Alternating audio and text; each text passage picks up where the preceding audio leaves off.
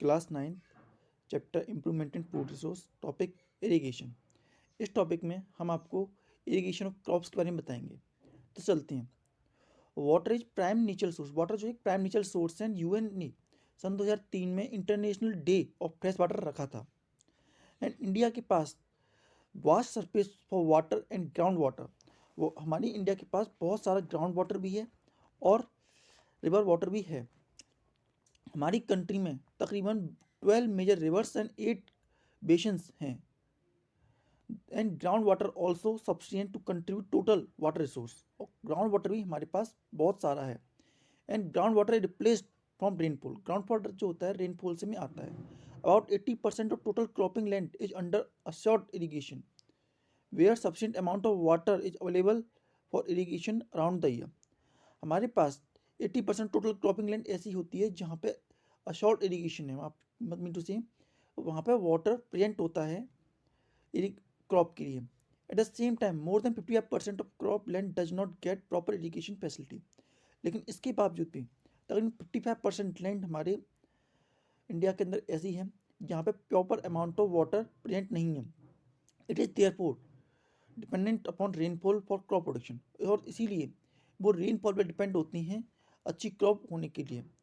Without the availability of crop proper soil and water management technology and other input water and along cannot be much useful for crop production।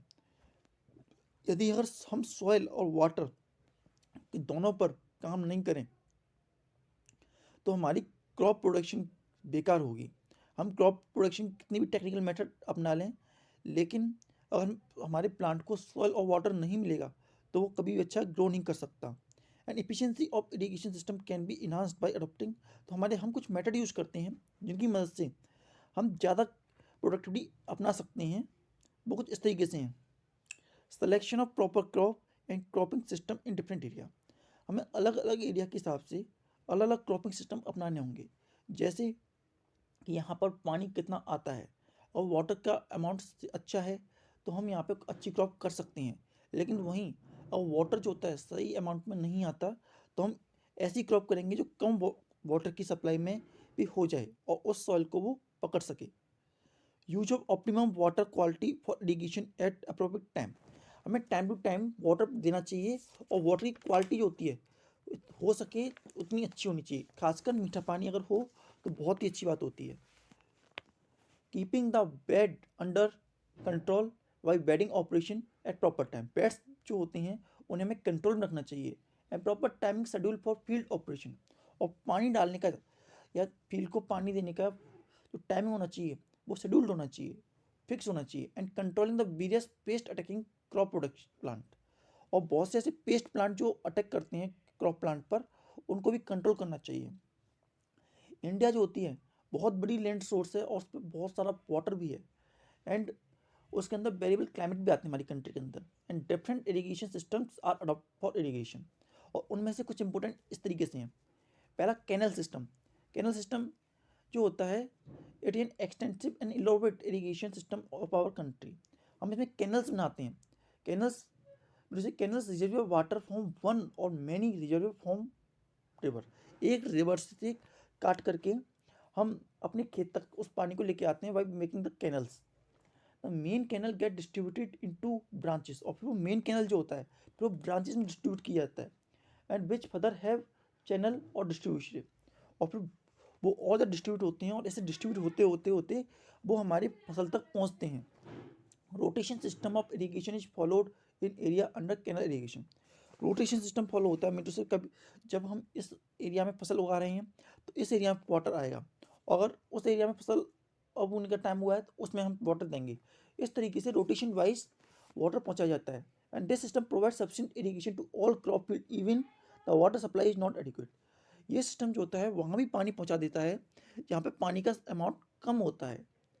To all crop field even हाँ water is supplied by rotation to each field और group of the field. तो water होता है rotation wise एक field से दूसरे field में पहुंचाया जाता है। सेकंड सिस्टम होता है tank system. These are small water store reservoirs. ये छोटे छोटे वाटर रिजर्वर्स होते हैं। इनकी मदद से हम छोटे छोटे अमाउंट में वाटर को क्रॉप तक पहुंचाते हैं।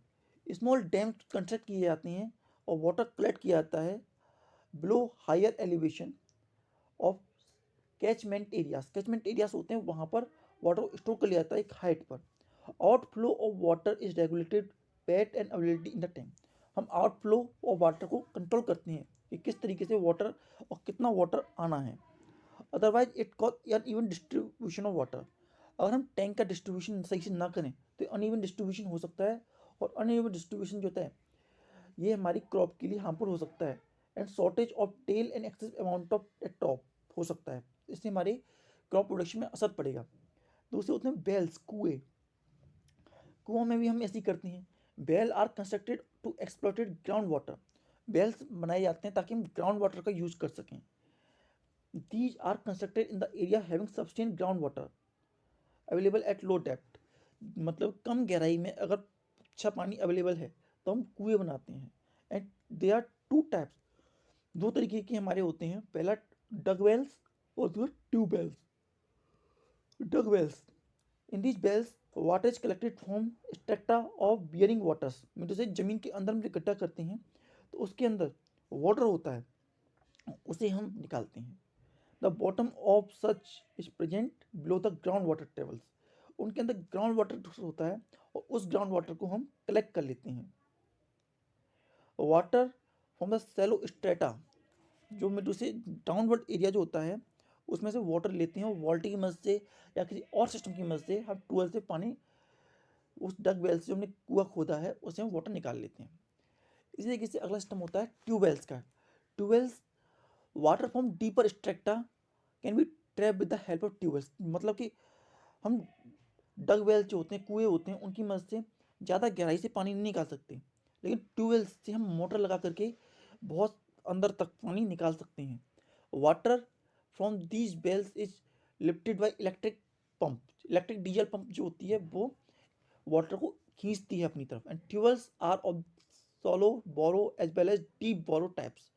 डीप बोरो टाइप भी हो सकते हैं, सॉलो बोरो भी टाइप हो सकते हैं। ये डिपेंड करता है कि पानी का लेवल कितना है। और पानी का लेवल कम है तो कम लेवल पर ही पानी आ जाएगा, और पानी का लेवल ज़्यादा है तो हमें थोड़ा ज़्यादा गहरा खोदना पड़ेगा। Deep bore tubewells have capacity to supply water for day together continuously. और डीप जो होते हैं वो ज़्यादा वाटर दे सकते हैं एज कम्पेयर टू सॉलो। और these days submersible tubewells are quite common. और आपने अपने घरों में ये, घरों में क्यों, खेतों के पास आपने ऐसे ट्यूबवेल देखे भी होंगे जब आलूओं को या फसलों को वाटर दिया जाता है। Second system river valley system. River valley system, this system irrigation is common in south part. जो साउथर्न पार्ट होता है हमारे इंडिया का उसमें बहुत ज़्यादा कॉमन है, जैसे western Ghat in Kerala, Karnataka. They are many steep and narrow river lines in valley. Steep line और रिवर लाइन बना रखी हैं वैलीज के अंदर। And there is heavy rainfall, क्योंकि इस एरिया में रेनफॉल बहुत ज़्यादा होता है। And year concentrated in 4 and 5 month period, और 4 and 5 month पीरियड के दौरान। And they are during many rainy season it cause high run of heavy flow of water. जिसकी वजह से क्या होता है, जो रिवर्स होती हैं उनमें हैवी फ्लो हो जाता है। In the following rabi season, rabi season में there is dry up of water, और ड्राई अप वाटर हो जाता है। रबी सीजन में ड्राई अप वाटर हो जाता है, और जो रेनी सीजन में रिवर्स फ्लो करने लग जाती हैं। इसीलिए हम पेरिनल क्रॉप्स को क्रॉप करते हैं इनमें, just like a coconut, coffee, rubber, tapioca are cultivated in slope area valley. In slope area valleys में हम इस तरीके का सिस्टम यूज करते हैं। River lift system, river lift system, this system is adopted in area where canal flow is irregular और insufficient. हम river lift system वहाँ यूज करते हैं जहाँ पे जो कैनल सिस्टम होता है वो ज़्यादा कारगर नहीं होता या इरेगुलर होता है। Lift system is more useful to cope with the insufficient river and release. In this system, water is directly drawn from the river to supply the irrigation water. इस सिस्टम में हम वाटर जो directly river से ही लेते हैं। अब canal नहीं बनाते इसमें, रिवर लिफ्ट सिस्टम में कैनल नहीं बनाई जाती, डायरेक्टली रिवर से वाटर लिया जाता है। And drip irrigation system, drip irrigation efficient modern irrigation. ये इफिशिएंट मॉडर्न आज के समय में चलने वाला है। Being practised in south Indian state में इसे फॉलो किया जाता है। Fertilisation are also applied through this system, fertilisation जो होता है इस सिस्टम से पहुँचाए जाते हैं। Its irrigation productivity making judicial use of water available, ये जुडिशियल यूज करवाता है वाटर का। It is also trickle irrigation, ये ट्रिकल इरीगेशन कहते हैं।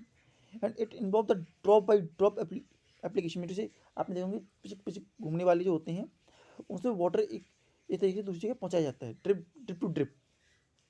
और फिर होता है स्प्रिंकल, हम स्प्रिंकल छींटे मारने वाला, ड्रिप बाई ड्रिप में स्मॉल अमाउंट ऑफ वाटर हम उसमें थ्रो आउट करेंगे।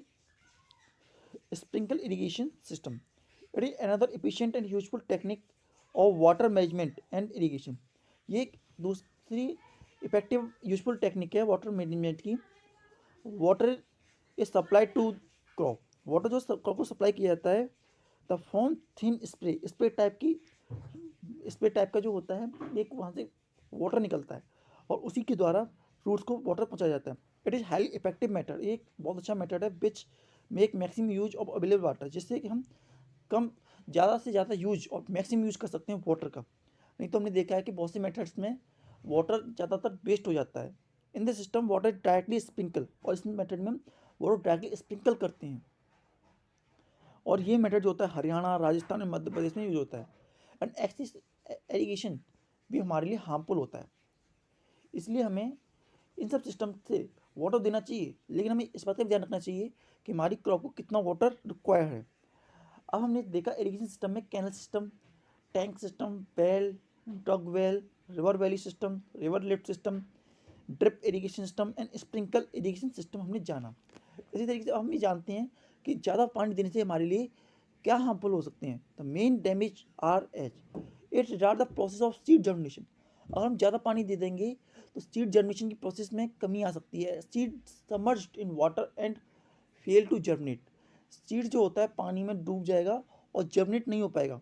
Root of many crop fall to grow properly in standing, और बहुत सी रूट जो होती हैं सीधा नहीं खड़ा हो पाएंगी, एंड सीधा नहीं खड़ी हो पाएंगी और रूट को नहीं पकड़, सॉइल को नहीं पकड़ पाएंगी, तो रिजल्ट ये होगा कि हमारा जो मेन प्लांट है वो किल हो जाएगा।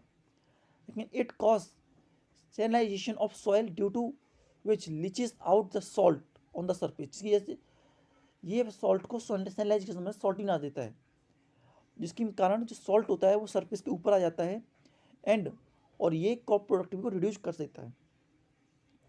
कुछ क्वेश्चन देखते हैं, कौन से question. What do we get from cereal pulses fruit and vegetable, हमें सील पल्स फ्रूट और वेजिटेबल से क्या मिलता है। हमें सील से कार्बोहाइड्रेट मिलता है, पल्स से प्रोटीन मिलती है, एंड वेजिटेबल हमें प्रोवाइड करती हैं vitamin and minerals along with small amount protein, carbohydrate and fats भी उनसे मिलता है। How do biotic and biotic factor effect the crop production, biotic और बायोटिक फैक्टर जो होती हैं वो किस तरीके से हमारी क्रॉप प्रोडक्शन इफेक्ट करते हैं। जैसे बायोटिक फैक्टर्स जो होते हैं लाइक डिसीज, इंसेक्ट, निमेटोडास, ये हमारी क्रॉप को खा जाते हैं, ख़राब कर देते हैं। उसी तरह बायोटिक फैक्टर जैसे कि drop, water logging, heat, cold and frost, इनकी वजह से ही हमारी क्रॉप प्रोडक्शन में इफेक्ट पड़ता है। And crop production can be improve by using varieties of resistance, और हम क्रॉप प्रोडक्शन को रेजिस्ट कर सकते हैं by using different type of resistance about biotic and abiotic components.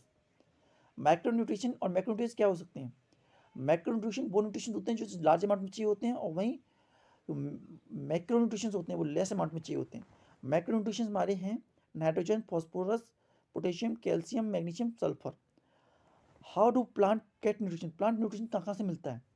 Plant को nutrition soil, water and air से मिलता है। एयर जो उसे सप्लाई करती है उसे carbon dioxide, oxygen and hydrogen उसे वाटर से मिलता है, एंड रिमेनिंग न्यूट्रिशन, तेरे न्यूट्रिशन सॉइल से मिलते हैं। अब इसके बाद हम चलते हैं अगले टॉपिक पर, दैट इज क्रॉपिंग पैटर्न। हम क्रॉप को ज़्यादा से ज़्यादा ग्रो करने के लिए कौन से पैटर्न्स का यूज़ करें, जिन पैटर्न्स का यूज़ करके जो हमारी क्रॉप की प्रोडक्टिविटी है वो मैक्सिमाइज हो सके। तो पहला कुछ हम पढ़ते हैं इसमें, चल देखते हैं इसके आगे। पहला है मिक्स क्रॉपिंग। मिक्स क्रॉपिंग क्या होता है। Mix cropping has been an old practice of Indian agriculture. Mix ये बहुत समय से यूज होती चली आ रही है। इस सिस्टम में हम क्या करते हैं कि एक या एक से ज़्यादा क्रॉप को हम एक ही फील्ड में ग्रो करते हैं, और ये ज़्यादातर वहाँ यूज़ किया जाता है जहाँ पे रेनफॉल एरिया होता है। There was a risk of crop failure due to lack of proper irrigation. हम ऐसे एरिया में से यूज़ करते हैं जहाँ पे क्रॉप फेलियर का चांस रहता है क्योंकि इरिगेशन सिस्टम सही नहीं होता। And the main objective of taking such technique is to minimize the risk of complete failure due to adverse weather condition। और इसका ऐसी मिक्स क्रॉपिंग का मेन रीजन यही रहता है कि हम कम से कम रिस्क उठाएं क्योंकि वहाँ पर जो वेदर है उसकी कंडीशन एडवर्स रहती हैं। ऐसी कंडीशन में अगर एक क्रॉप खराब हो जाती है तो हम अपना प्रॉफिट दूसरी क्रॉप से निकाल लेंगे। It is also helpful in conserving the maintenance soil fertility. और इस मेथड से सॉइल फर्टिलिटी भी बनी रहती है। For example mixing of leguminous crop like chicken pea with wheat help in maintaining the nitrogen fertility of the soil. अगर हम गेहूं के साथ लेग्यूमिनस क्रॉप जैसे चिकन पी को भी ग्रो कर दें तो ऐसी कंडीशन में जो सॉइल की फर्टिलिटी है वो बनी रहेगी। कुछ मिक्स क्रॉपिंग जैसे कि wheat and chickpea, wheat mustard, barley chickpea and maize उड़दवी, maize soybean, wheat lentils and finger millets cowpea, ये कुछ मेथड होते हैं मिक्स क्रॉपिंग के, या ये कुछ क्रॉप होते हैं जिनकी मदद से हम इन्हें कर सकते हैं। Criteria for selection of the crop, वो कौन कौन से क्राइटेरियाज होते हैं जिनको हम मिक्स क्रॉपिंग के दौरान ध्यान में रखते हैं। पहला क्रॉप ड्यूरेशन, हम क्रॉप ड्यूरेशन को ध्यान रखते हैं। जैसे दो क्रॉप हम ग्रो कर रहे हैं तो एक क्रॉप जो होती है लॉन्गर ड्यूरेशन वाली होनी चाहिए और एक क्रॉप शॉर्टर ड्यूरेशन वाली होनी चाहिए, जिससे कि हम दोनों को डिफरेंट टाइम पे कट कर सकें। And growth habit mean to say component crop of mix cropping have must different growth habits. दोनों की ग्रोथ हैबिट डिफरेंट होनी चाहिए, एक टॉल होनी चाहिए और एक शॉर्ट होनी चाहिए, जिससे कि हम उन्हें अलग अलग हार्वेस्ट कर सकते हैं। अगर दोनों की सेम हाइट होगी तो उन्हें हमें कट करने में थोड़ी प्रॉब्लम हो सकती है। वाटर रिक्वायरमेंट, पानी requirement, one component of crop has lesser requirement और दूसरे की रिक्वायरमेंट ज़्यादा होनी चाहिए, मतलब एक की रिक्वायरमेंट कम होनी चाहिए और दूसरी रिक्वायरमेंट ज़्यादा होनी चाहिए। Thus a check complete crop failure do not to water scarcity, मतलब वाटर की कमी होने की वजह से कंप्लीट क्रॉप फेलियर होने से हम बच जाएंगे। एंड न्यूट्रिशन रिक्वायरमेंट, एक क्रॉप ऐसी होनी चाहिए जिसकी न्यूट्रिशन रिक्वायरमेंट कम हो और वहीं दूसरी क्रॉप ऐसी होनी चाहिए जिसका न्यूट्रिशन रिक्वायरमेंट ज़्यादा हो। एंड रूटिंग पैटर्न में एक क्रॉप के लिए हमें डीप रूट वाली होनी चाहिए और एक क्रॉप जो है वो सैलो या ऊपरी ज़्यादा गहरी रूट वाली ना हो। ये कुछ मेथड होते हैं जिनकी मदद से हम कंप्लीट क्रॉप फेलियर से बच सकते हैं और अपना प्रोडक्टिविटी अच्छी बना सकते हैं। मिक्स क्रॉपिंग के फ़ायदे क्या होते हैं? फर्स्ट, पहला एडवांटेज है risk of complete crop failure. हम क्रॉप फेलियर के कंप्लीट रिस्क से बच जाते हैं। जैसा भी बताया कि जैसे हम दो क्रॉप करते हैं तो हम कंप्लीट क्रॉप फेलियर से बच जाएंगे अगर एडवर्स कंडीशन होती हैं आगे आने वाले समय में। इंक्रीज इन यील्ड्स, ये इस मेथड से हम यील्ड्स में या पैदावार में ज़्यादा वृद्धि कर सकते हैं क्योंकि दो क्रॉप एक दूसरे को सपोर्ट करेंगी। जैसे हमने एक लेग्यूमिनस प्लांट और एक सील प्लांट दोनों को रखा तो उसमें नाइट्रोजन की मात्रा ही बनी रहेगी और हमारा जो मेन प्लांट है उसमें ग्रोथ भी अच्छी बनी रहेगी। इसी तरीके से वैरायटी ऑफ प्रोड्यूस, टू और more different produce are obtain to cater to daily needs, मतलब हम एक क्रॉप में दो एक फील्ड में दो क्रॉप ग्रो करेंगे तो हमें ज़्यादा प्रॉफिट होगा और दो से हमें क्रॉप मिलेंगी तो हम उनमें ज़्यादा मुनाफा भी कमा सकते हैं। एंड जैसे कि हम देखा हमने सीरियल पल्स हमने एक ही एरिया में उगा दिए, वेजिटेबल भी एक ही एरिया में उगा दिए तो इससे क्या होगा, हमें डोमेस्टिक एनिमल्स के लिए भी सामान मिल जाएगा और अपनी रिक्वायरमेंट को फुलफिल करने के लिए भी सामान एक ही फील्ड से हमें मिलता रहेगा। Improvement in the fertility of soil, ये हमारे सॉइल की फर्टिलिटी को बनाती हैं। And minimum the pest control, और पेस्ट कंट्रोल को भी ये कम से कम करते हैं। मेरे से जो हमारे पेस्ट होते हैं जैसे कीड़े होते हैं जो हमारी फसल को ख़राब कर देते हैं उनसे भी हमारी फसल को ये बचाते हैं। Particular type of paste insect and disease attack crop of particular group की ही फसल को वो अटैक करते हैं and they reduce the crop yield significantly. और अगर हम दो या दो से ज़्यादा क्रॉप को उगाएंगे in the same field reduce the chance of pest infestation. अगर हम दो क्रॉप एक ही फील्ड में उगाएंगे तो इंसेक्ट जो होते हैं वो हमारी फसल पर अटैक नहीं करेंगे और इससे हमारी क्रॉप यील्ड बनी रहेगी। नेक्स्ट मैटर होता है इंटरक्रॉपिंग। इंटरक्रॉपिंग मैटर कैसे होता है उसमें देखते हैं। Human product population is increasing at a very fast rate. With increasing population, there is an increase in the demand of housing and other facilities in the life.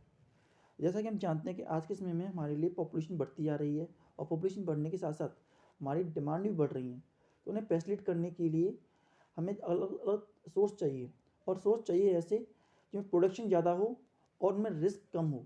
Therefore हमने ऐसा method निकाला है प्रोडक्टिविटी का जिसमें कि productivity per unit area ज़्यादा से ज़्यादा हो। मिक्स क्रॉपिंग को हमने मॉडिफाई किया, मिक्स क्रॉपिंग का ही मेथड रखा, लेकिन मिक्स क्रॉपिंग को थोड़ा सा मॉडिफाई कर दिया, और जिससे कि हम क्रॉप को अलग अलग और ज़्यादा अच्छे से क्रॉप कर सकें। और इस मॉडिफाइड मेथड का हमने नाम दिया इंटरक्रॉपिंग। इंटरक्रॉपिंग में जैसे हम दो क्रॉप्स को या दो से ज़्यादा क्रॉप्स को इसमें भी ग्रो करते हैं, लेकिन हम इसमें रो या कॉलम वाइज उसे ग्रो करते हैं। The crop combination practice in mix cropping can also भी यूजिंग इंटरक्रॉपिंग। हम इंटरक्रॉपिंग में भी वही मेथड यूज करते हैं जो मिक्स क्रॉपिंग में यूज़ किया था, लेकिन इसमें इंटरक्रॉपिंग में हम रो वाइज करते हैं। However pattern of row are definite. जो पैटर्न होता है वो डेफिनेट होता है, मतलब से 1/1, 1/2, 1/3, मतलब से एक क्रॉप का एक रो तो दूसरी की क्रॉप की एक रो, या फिर एक क्रॉप की एक रो तो दूसरी क्रॉप की दो रो, और एक क्रॉप की एक रो तो दूसरी क्रॉप की 3 रोज। इस मेथड से हम इंटरक्रॉपिंग करते हैं। If mean growing of one crop of main crop and one crop 1, 2, 3 of another crop, इस तरीके से हम क्रॉप प्रोडक्शन को इंक्रीज करते हैं। Difference in between intercropping and mix cropping. Intercropping और मिक्स क्रॉपिंग क्या अंतर होता है? Main target to increase crop productivity per unit area. हमारे लिए इंटरक्रॉपिंग में क्रॉप पर यूनिट एरिया बढ़ाने का टारगेट होता है, और वहीं मिक्स क्रॉपिंग में मेन टारगेट जो होता है minimise the risk of complete failure. और मिक्स क्रॉपिंग में हम कोशिश करते हैं कि हमें कंप्लीट फेलियर ना हो, और seed of two crop do not mix and are sown separately. हम इंटरक्रॉपिंग में दोनों सीड्स को अलग अलग ग्रो करते हैं, और मिक्स क्रॉपिंग में दोनों सीड को एक साथ मिलाते हैं। वहीं there is definite pattern of row and component. Intercropping में डेफिनेट पैटर्न होता है रो और कॉलम्स का, और मिक्स क्रॉपिंग में कोई डेफिनेट पैटर्न नहीं होता। And fertilisation can be supplied to different crop as per seed और देयर नीड। हम उसे बीज और नीड के हिसाब से फर्टिलाइजेशन प्रोवाइड करते हैं, लेकिन हम ऐसे कोई मिक्स क्रॉपिंग में नहीं करते। मिक्स क्रॉपिंग में हम सबको एक जैसा ही फर्टिलाइजर देते हैं। And spray of pesticide are done easily by individual crop. हम पेस्टिसाइड का भी फर्टिलाइजर अलग करते हैं और इजीली कर देते हैं, लेकिन हम जो होते हैं पेस्टिसाइड और फंगिसाइड का फर्टिलाइजेशन सेपरेटली नहीं कर सकते मिक्स क्रॉपिंग के अंदर। एंड इंटरक्रॉपिंग में component crop can be harvested easily. Component crop जो होती हैं बड़ी आसानी से ग्रो की जा सकती हैं, and hence can be threshed separately, अलग अलग की भी जा सकती हैं।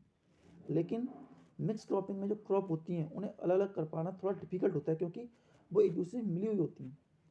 And produce of individual crop can be consume mark separately. और हम जो क्रॉप को ग्रो कर रहे हैं उसे हम अलग अलग सेपरेट करके खा सकते हैं, लेकिन consumption of in mix cropping possible नहीं होता है। तो ये कुछ डिफरेंस होते हैं इंटरक्रॉपिंग एंड मिक्स क्रॉपिंग के अंदर। Next, crop rotation. अब हम चलते हैं क्रॉप रोटेशन के अंदर। It has been observed that farmer grow the same crop in a particular field for year together. It results into many problems such as continuous use of same nutrition lead to deficiency in the field. अब देखिए, हम जैसा जानते हैं कि बहुत से farmer क्या करते हैं, एक ही फील्ड में एक ही प्रकार की क्रॉप को ग्रो करते रहते हैं सालों साल।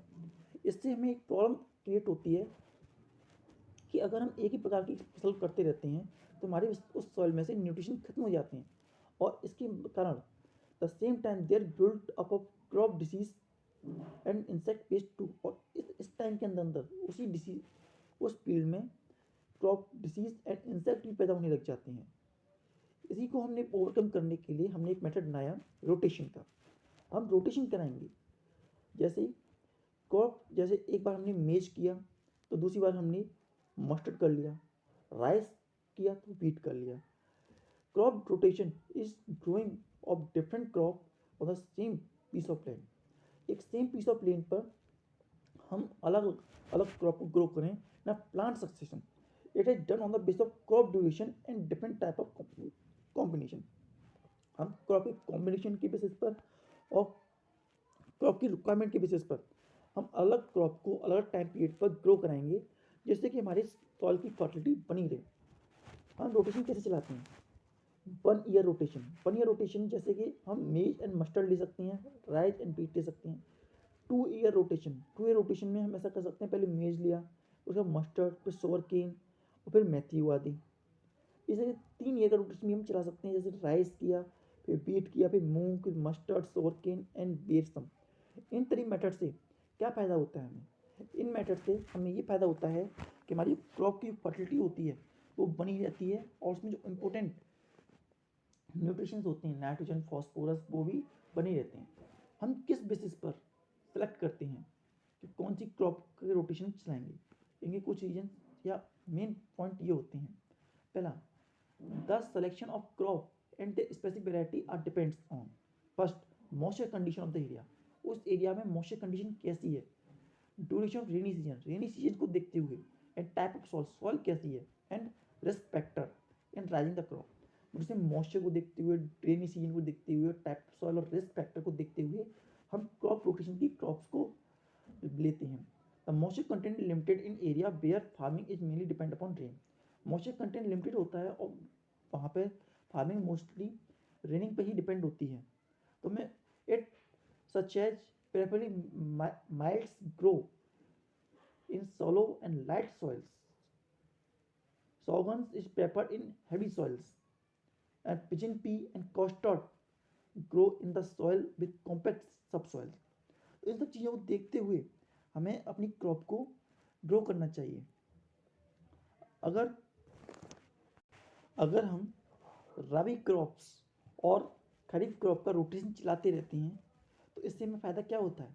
इससे हमें फ़ायदा होता है कि हमारे क्रॉप में या सॉइल होती है उसमें मॉइस्चर बना रहता है थ्रू आउट द ईयर, और इससे हमें हाई प्रोडक्टिविटी मिलती है। And farmer are able to get 2 to 4 crop per year, और फार्मर जो होते हैं 2 या 2 से ज़्यादा क्रॉप ग्रो करने में सक्सेसफुल रहते हैं। ऐसे एरियाज जहाँ पर कि fertilisation, irrigation, pesticides and manpower की बहुत ज़्यादा रिक्वायरमेंट होती है, वहाँ ऐसे एरियाज में हम crop like rice, wheat and sugarcane, potato like grow कर सकते हैं। एंड शहरों के पास में हम रोटेशन चला सकते हैं, जैसे कि हम वेजिटेबल ग्रो करें, फ्लावर प्लांट यूज़ कर लें, उसके बाद लेग्यूमिनस प्लांट उसमें लगाते हैं, जिससे क्या फ़ायदा होगा कि सॉइल की फर्टिलिटी भी बनी रहेगी और क्रॉप रोटेशन भी बना रहेगा। Crop which have high fertility level and grown after leguminous crop. इसी तरीके से बहुत सी क्रॉप ऐसी होती हैं जिन्हें ज़्यादा इनपुट चाहिए होते हैं, ज़्यादा पैसे चाहिए होते हैं, ज़्यादा खाद्यान्न चाहिए होते हैं। अगर हम क्रॉप रोटेशन चलाते रहें तो सॉइल की फर्टिलिटी बनी रहने से हमें कम इनपुट देना पड़ेगा। It will maintain the soil fertility also. इसी तरीके से सॉइल फर्टिलिटी भी बनी रहेगी। लेकिन अगर हम एक ही क्रॉप लगातार ग्रो करते रहें, एक ही फैमिली की क्रॉप को ग्रो करते रहें एक ही पीस लैंड पर, तो इससे क्या होगा, ये जो होता है डिसीज़ और इंसेक्ट्स को पैदा करेगी, और मेन रीजन इसमें से न्यूट्रिशन भी गायब हो जाएंगे। इसीलिए हमें कुछ पॉइंट को ध्यान में रखना चाहिए जब हम क्रॉप को ग्रो कर रहे हों। First, amount of moisture available through the area, rain water and irrigation. Mean से उस सॉइल के अंदर या अमाउंट एरिया के अंदर कितना मॉइस्चर है। दूसरा, presence of nutrition the soil, soil के अंदर कितना न्यूट्रिशन प्रेजेंट है। Second, various input available such as, हमारे पास कितने इनपुट अवेलेबल हैं, जैसे फर्टिलाइजर हुआ, पेस्टिसाइड हुआ, मेन पावर हुआ, मशीनरी पावर हुआ। इन सबको देख करके हमें आगे बढ़ना चाहिए। And duration of the crop, crop का ड्यूरेशन कितना है, इसका ड्यूरेशन जो है शॉर्ट है या लॉन्ग है, ये लंबे समय चलने वाली क्रॉप है या शॉर्ट ड्यूरेशन में चलने वाली क्रॉप है। Available facilities of marketing and processing, marketing and processing की जो फैसिलिटीज़ हैं हमारे एरिया में है कि नहीं है। हमने बहुत से नंबर ऑफ बेस देखे क्रॉप रोटेशन कराने के। क्रॉप रोटेशन कराने से हमारी सॉइल का फर्टिलिटी बनी रहती है, और सॉइल की फर्टिलिटी बनी रहने से हम अपनी सॉइल में वैराइटीज़ ऑफ क्रॉप ग्रो कर सकते हैं, हम ज़्यादा से ज़्यादा प्रॉफिट अर्न कर सकते हैं। इसीलिए हमें इन मेथड्स का यूज़ करना चाहिए। हमने मेथड जाने mix cropping, intercropping and crop rotation. अगर इन मेथड्स का हम यूज़ करें तो हम क्रॉप से ज़्यादा से ज़्यादा प्रोडक्टिविटी अर्न कर सकते हैं। Now move to next topic, that is crop protection management. अब देखिए, जो प्लांट्स होते हैं वो अपनी सेफ्टी खुद नहीं कर सकते, क्योंकि वो तो मूव नहीं कर सकते, वो तो इंसेक्ट्स को नहीं भगा सकते, इसीलिए हमें उनकी सेफ्टी करनी पड़ती है। A large number of insect and paste and other insect attack crop field. बहुत से इंसेक्ट जो होते हैं हमारी क्रॉप पर अटैक करते हैं। अब pest are organism that cause great loss and damage of a crop plant. Pest ऐसे ऑर्गेनिज्म होते हैं जो हमारी क्रॉप प्लांट को बहुत ज़्यादा डैमेज पहुंचाते हैं and they can damage 50 to 70% हमारी क्रॉप को ख़राब कर सकते हैं। ऐसे इंसेक्ट के जो हैं, जैसे इंसेक्ट हो गए हमारे, माइल्ड्स हो गए, nematoda, weeds, fungicide and rodents, ये हमारी क्रॉप को ख़राब कर सकते हैं एंड प्लांट डिसीज पैदा कर सकते हैं। And paste can control by using different type of method. हम पेस्ट को कंट्रोल कर सकते हैं, जैसे कि हम इंसेक्टिसाइड का यूज करते हुए फंगिसाइड, बेडिसाइड को हम स्प्रे कर सकते हैं केमिकल्स को, ताकि हम मिनिमाइज कर सकें अपने लॉस को और इनका आने से इंटर करने से रोक सकें। Minimise as they cause environmental pollution, it is better to use preventive measure rather than spraying the crop with pesticide and fungicide. हम एक और बात होती है कि हम पेस्टिसाइड, इंसेक्टिसाइड को ज़्यादा अमाउंट में यूज़ नहीं कर सकते, क्योंकि अगर हम इनका अमाउंट ज़्यादा अमाउंट में यूज़ करते हैं तो ये हमारी क्रॉप को ख़राब भी कर सकते हैं और इन्वायरमेंटल पोल्यूशन भी कर सकते हैं। इसीलिए हम कुछ मेथड्स यूज़ कर सकते हैं जिनसे हमें इनका कम से कम यूज़ करना पड़े, और प्रिजर्वेटिव मेजर्स का यूज़ करते हुए हम इन इंसेक्ट को कम कर सकते हैं। जैसे कुछ मेथड हमें दे रखे हैं, use of resistant resistance variety of biggest crop. हमें resistant variety of crop use करनी चाहिए, जैसे ऐसी वेराइटी जो कीड़ों को अपनी तरफ अट्रैक्ट होने से रोकती हों। And proper time of sowing of seed, हमें ऐसे टाइम पर बीज को बोना चाहिए जिस टाइम पे अटैकिंग ऑफ इंसेक्ट या फंगिसाइड कम हो। And crop rotation and multiple cropping system को अपनाना चाहिए एंड क्लीन कल्टीवेशन होना चाहिए एंड समर में प्लगिंग कर देनी चाहिए। एंड हमें humid and warm climate is generally more suitable for investigation. जो ह्यूमिड एंड वार्म क्लाइमेट होता है वो आमतौर पे ज़्यादा सुटेबल होता है इन डिसीज़ के लिए और अदर डिसीज़ के लिए, इंसेक्ट्स के लिए, और पेस्ट जो होते हैं ह्यूमिड इन्वायरमेंट में ज़्यादा आते हैं। This is the reason that kharif crop are more susceptible to pest and disease as compare to rabi crop. इसीलिए खरीफ क्रॉप जो होती हैं वो ज़्यादा खतरे में रहती हैं as compare to rabi crop.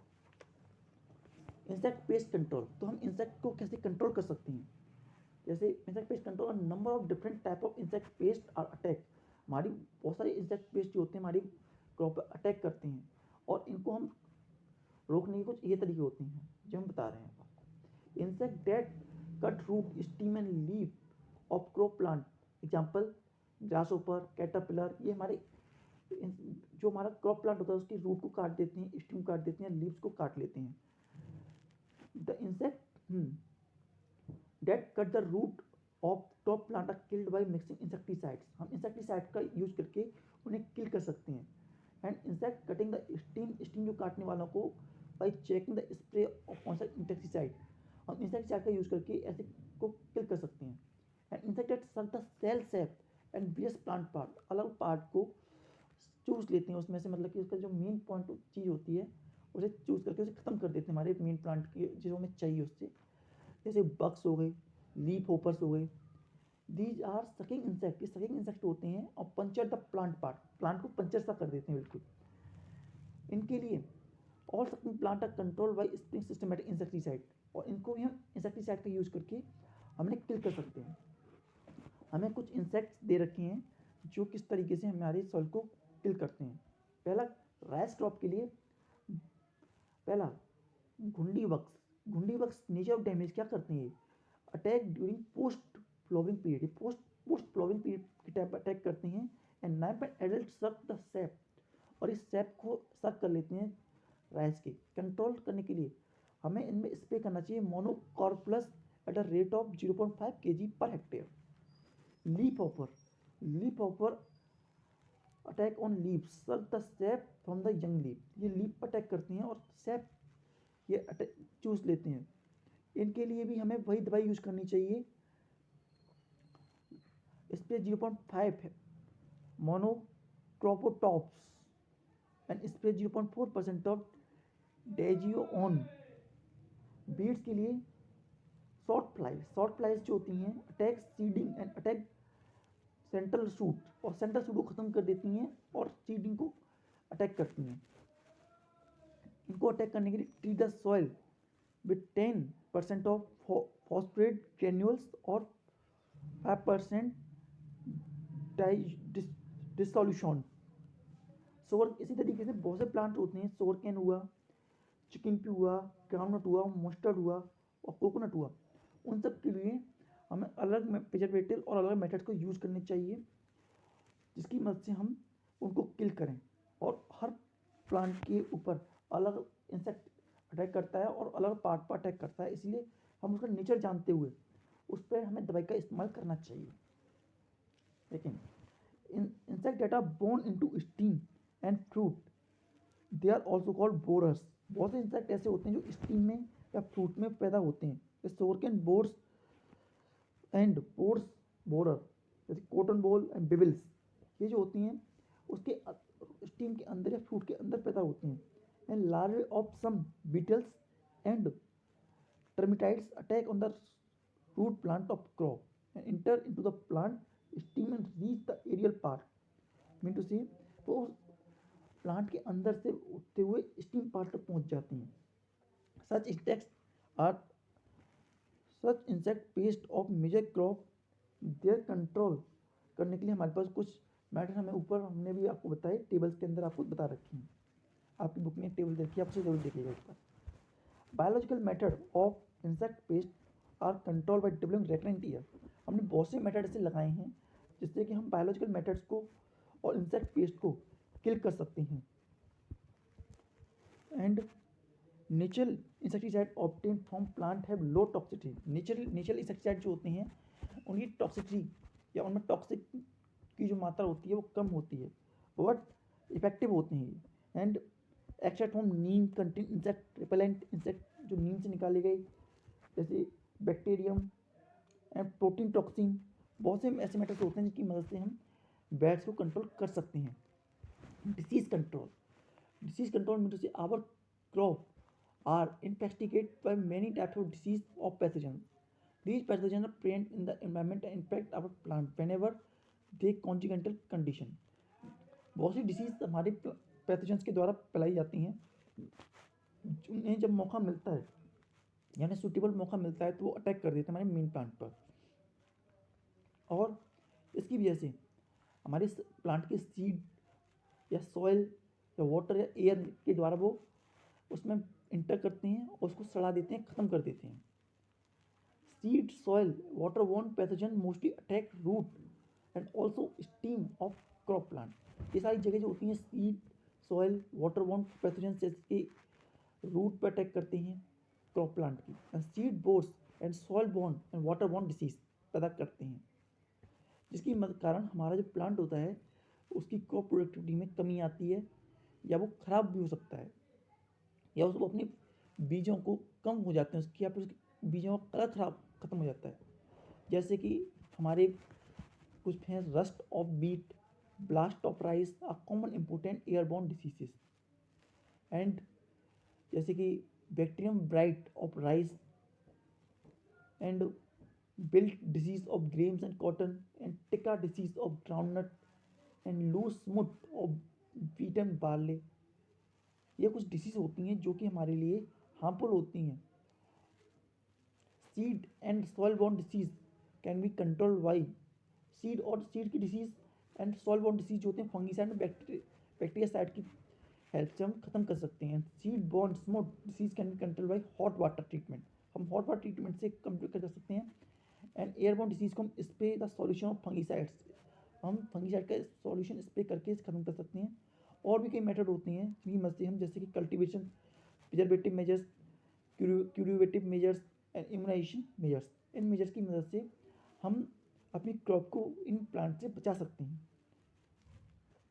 Preservative measures are practice through addiction of plant part for field sanitization, crop protection and selection of good quality of sowing seed. Preservative measures के लिए हम क्रॉप प्रोटेक्शन का यूज़ कर सकते हैं, selection of good variety of sowing seed use कर सकते हैं, फील्ड को सैनिटाइज कर सकते हैं। And curative measures it include use of hot water and hot air treatment. हम क्यूरेटिव मेजर्स में hot water and hot air treatment का यूज़ करके उसे साफ कर सकते हैं और उसको अच्छा कर सकते हैं। एंड इम्यूनाइजेशन मेजर से are based on the improving the resistance of host against the disease. हम अपने प्लांट की जो रेजिस्टिविटी होती है उसको बढ़ा सकते हैं against the host disease. This can be done by developing important variety of crop. हम बहुत सी वैरायटी ऑफ क्रॉप को ग्रो करके ऐसा कर सकते हैं। ये तो हो गए हमारे प्लांट्स मतलब से ये एनिमल्स जो होते हैं, एनिमल्स जो अटैक करते हैं। नेक्स्ट हम चलते हैं पेस्ट कंट्रोल मतलब से अनचाहे पेड़ पौधे जो हमारे मेन प्लांट के साथ ग्रो कर जाते हैं और उसके न्यूट्रिशन को टेक करते हैं। पहला weed control. Weed are the unwanted plant that grow along with the cultivated crop in the field. Weeds ऐसे प्लांट होते हैं जो हमारे मेन प्लांट के साथ ग्रो कर जाते हैं और ये अनचाहे प्लांट कहे जाते हैं। दे सप्रेस द ग्रोथ और ये हमारे मेन प्लांट की ग्रोथ को सप्रेस कर सकते हैं। दस एक्ट एज पेस्ट और इसीलिए पेस्ट की तरह काम करते हैं। They compete with the crop plant and soil nutrition and consume soil water, consume good amount of this. ये जो प्लांट होते हैं हमारे मेन प्लांट के साथ उग करके उसका वाटर कंज्यूम करती हैं और गुड अमाउंट ऑफ न्यूट्रिशन जो हमारे मेन प्लांट को मिलना चाहिए था वो ये प्लांट ले लेते हैं। Thus they effect the quality as well as quantity of the yield. इसी लिए ये हमारी quality and quantity of the crop plant को भी इफेक्ट करते हैं। And sometime a plant of some other crop और even other variety of the same crop में एक्ट एज बेड्स और सेम वेराइटी और अदर वेराइटी का प्लांट बेड्स की तरह एक्ट कर सकता है। जैसे कि mustard of barley plant in a beet field. जैसे मस्टर्ड ऑफ बार्ले का प्लांट जो होता है बेड्स की तरह काम करता है। Like C03 in the field of drab beet variety like HD2687 are also considered as the bed। हम बेड्स की तरह उसे कंसिडर कर सकते हैं। Weed are not only compete with the crop for the mineral and nutrition but also for water, space, light and but also act as host। Beds होते हैं तो हमारे मेन प्लांट के साथ मिनरल्स के लिए कम्पीट नहीं करते, साथ ही स्पेस के लिए भी, वाटर के लिए भी, लाइट के लिए भी कम्पीट करते हैं। इसकी मदद से हमारा जो मेन प्लांट है वो ग्रो नहीं कर पाता। And many insect pest and plant disease भी पैदा होती हैं। Kharif crop suffers from more infectious of pest control in compare to rabi crop. Rabi crop के कंपेरिजन में जो खरीफ क्रॉप होती हैं वो इस तरीके बेड से ज़्यादा सफ़र करती हैं। बेड है classified into two type. Weeds को उन्होंने दो टाइप में क्लासीफाई किया है। पहला broad leaf weeds and narrow leaf weeds. पहले हैं ब्रॉड लीफ वाले और दूसरे हैं नैरो लीफ वाले। Storage important weeds are found in kharif season. जो बेड जो होते हैं खरीफ सीजन में ज़्यादा पाई जाती हैं जैसे कि मोता, जगी जौहर एंड नैरो लीफ वाले जो पाए जाते हैं जुलूनी, साथी, ये कुछ हमारे नैरो लीफ वाले होते हैं। और हम इनसे कैसे बचें? तो इनसे बचने के लिए हमारे कुछ मेथड्स होते हैं जिनकी मदद से हम इनसे बच सकते हैं। पहला मैकेनिकल मेथड। मैकेनिकल मेथड मतलब हम अपने हाथों से उन्हें उखाड़ के फेंक सकते हैं या फिर खुरपी का यूज करके या फिर प्लगिंग या इंटरकल्चर का यूज करते हुए उन्हें बर्न करके या फ्लडिंग और बैठ करके उन्हें हटा सकते हैं। इन समय हम खुद उसमें इंगेज होते हैं। कल्चरल मेथड में these method include proper preparation of seed beds. इस मेथड में proper cultivation of seed bed करते हैं and sowing of crop at proper time, intercropping system and rotation of crop. हम इसमें हर चीज़ ध्यान रखते हैं, इंटरक्रॉपिंग का, क्रॉप रोटेशन का एंड टाइमिंग ऑफ सीड, जिससे कि उन्हें मौका ही ना मिल सके। एंड केमिकल मेथड जैसे बेबीसाइड्स, हर्बिसाइड्स का यूज़ करके हम इनकी कमी कर सकते हैं जिससे कि वो बेड्स मर जाते हैं और हमारा जो क्रॉप है वो ग्रो करता रहता है। जैसे कि aquatic weeds are control by fish like grass fish and bio herbicide are developed in 1981 for the fungus and Phytophthora. It check the growth of milkweed and Cretaceous orchards. Now, second topic, another topic, scientific storage of grains. अब देखिए हमने अपनी crop को उगाया, seed भी देखी, हमने crop भी देखी और उसकी प्रोटेक्शन भी हमने कर ली। अब हम क्या करेंगे, अब हम उसको स्टोरेज करके रखेंगे, क्योंकि अब हम उसे फेंक देंगे तो है नहीं, अब हम उसे क्या करना पड़ेगा, हमें स्टोर करके रखना पड़ेगा, क्योंकि क्रॉप जो होती है उसे एक लिमिटेड टाइम पीरियड होता है। अगर हम उसे स्टोर करके ना रखें तो वो क्रॉप ख़राब भी हो सकती है, इसीलिए हमें उसे स्टोर भी करना पड़ता है। लेकिन हम किस मेथड से स्टोर करें, तो हम साइंटिफिक मेथड से अगर उसे स्टोर करें तो वो ज़्यादा लंबे समय तक चल सकती है बिना खराब हुए। तो कौन से साइंटिफिक मेथड होते हैं और जिनकी मदद से हम उसे ज़्यादा अच्छे समय तक उसे चला सकते हैं, उनको हम देखते हैं। और ये भी जानेंगे कि उन्हें कौन कौन से फैक्टर्स जो होते हैं इफेक्ट करते हैं, इन्फ्लुएंस करते हैं, जिसकी वजह से उसे उसकी क्रॉप स्टोरेज के टाइम पर खतरा हो सकता है। चलते हैं scientific storage of grains. Storage of food grains is necessary. Storage of food grain जो होता है हमारे नेसेसरी होता है to have regular supply of food round the year. पूरी साल हमें खाने की रिक्वायरमेंट बनी रहे, इसलिए हमें उसको स्टोर भी करके रखना पड़ता है। And the storage is proper and manner is of great important. और उसकी स्टोरेज सही से होनी चाहिए। ग्रेन्स एंड सीड में भी exploit by various type of agency during the storage. और ग्रेन जो होते हैं कई तरीके से खराब किए जा सकते हैं। And it cause great loss of food grains. It is estimated that 9.3% of food grain are spoiled annually in storage. ये एस्टिमेट लगाया जाता है तकरीबन 10% या 9.3% के करीब फूड ग्रेन जो होता है वो ख़राब हो जाता है in the time of storage. इसके मेन फैक्टर क्या होते हैं? पहला बायोटिक फैक्टर। बायोटिक फैक्टर जैसे कि insect, rodents, bird, bacteria, fungus and miles जो होती हैं हमारे खाने को ख़राब कर देते हैं। और ऐसे कुछ कॉमन नाम जैसे कि rice weevils, wheat weevils, gram डोहरा, pulse beetles, grains, flour moth, rice moth, rust and red flour with pickles. Rodents like rat, mice eat away the grains. ये ग्रेन्स को खा जाते हैं और हमारे क्रॉप को ख़राब कर देते हैं इन द स्टोरेज गोडाउंस में ही एंड वेयर हाउसेस में हमारी क्रॉप को ख़राब कर देते हैं। They also damage the gunny bags filled with grains. और ये बड़े बड़े बोरों तक को ख़राब कर जाते हैं हमारी जो खेत में रखे हुए होते हैं। एंड कुछ होते हैं अबायोटिक फैक्टर। अबायोटिक फैक्टर जैसे कि moisture, temperature. Moisture content the food grain should be 9% और less than 9% of the safe storage. अगर मॉइस्चर तो 9% से कम है तो ठीक है, लेकिन अगर 9% ज़्यादा हुआ तो वो हमारे लिए हार्मफुल होता है। And presence of high moisture content cause the decay of the storage of food. अगर ज़्यादा मॉइस्चर होगा तो इससे हमारा फूड जो है वो ख़राब हो सकता है या फिर डिके होना स्टार्ट हो सकता है। A lot of heat should be produce due to their respiration which rise the temperature and storage of grain and it lead to dry heating of the food grain। अगर insect की population लगातार बढ़ती रहे area में तो वो तो इंजेंस produce करेंगे और इंजेंस प्रोड्यूस करेंगे तो हीट प्रोड्यूस होगी और हीट प्रोड्यूस होने से हमारा जो फूड होता है या ग्रेन्स होते हैं उसकी ड्राई हीटिंग होना स्टार्ट हो जाती है एंड हाई मॉइस्चर। और जिसके कारण फूड ग्रोन में फूड जो होता है हमारा उसकी कैपेसिटी ख़राब होने लगती है, उसकी क्वालिटी ख़राब होने लगती है। And higher moisture content in the air promote the growth of moulds and storage of grains. और अगर ज़्यादा मॉइस्चर बढ़ेगा तो हमारे लिए ये खतरा रहेगा कि मॉइस्चर और बहुत से फंगीसाइड्स का बढ़ने का चांस रहेगा। And this may further raise the temperature of storage grain to 60 degree Celsius. और ये जो होता है हमारे टेम्परेचर राइज कर भी करा सकता है 60 डिग्री सेल्सियस तक। और इसे कहते हैं बैड हीटिंग और जो कहते हैं वेट हीटिंग। और बैड हीटिंग बहुत ही ज़्यादा खतरनाक होती है हमारी क्रॉप प्रोडक्शन के लिए।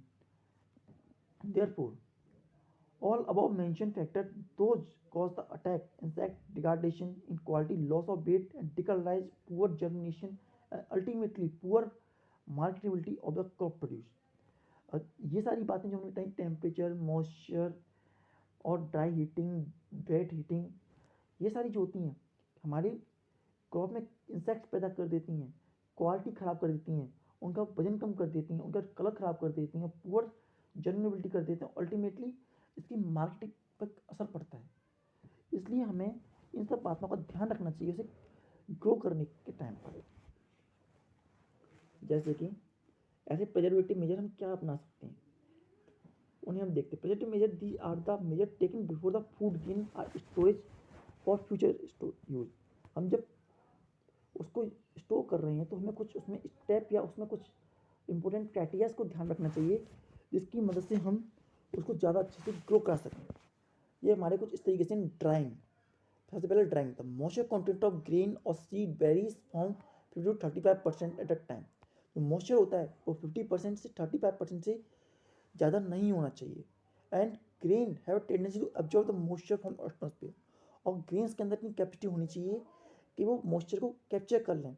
And the quality of food grain और seed has chance of pest infection mainly depend upon the moisture content, और जो मॉइस्चर कंटेंट के बेसिस पर ही ये डिपेंड करता है वो पेस्ट जो होते हैं उन्हें अटैक करेंगे या अटैक नहीं करेंगे। Therefore it is a imperative to bring down their moisture below 9%। इसीलिए हमें मॉइस्चर को जितना हो सके 9% तक कम ही रखना चाहिए जब हम इसे स्टोर करने जा रहे हैं।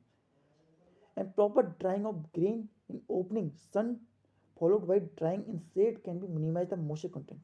और टाइम टू टाइम हमें इसे ड्राई अप भी करते रहना चाहिए, और हमें ऐसे कंटेनर्स में उसे रखना चाहिए जिससे कि मॉइस्चर पहुंच ही ना पाए। And grains will be spread in thin layer and cemented floor, thin layer और सीमेंटेड फ्लोर्स में उन्हें रखना चाहिए। एंड ड्राइंग प्रॉपरली, उन्हें अच्छे ड्राई भी करना चाहिए।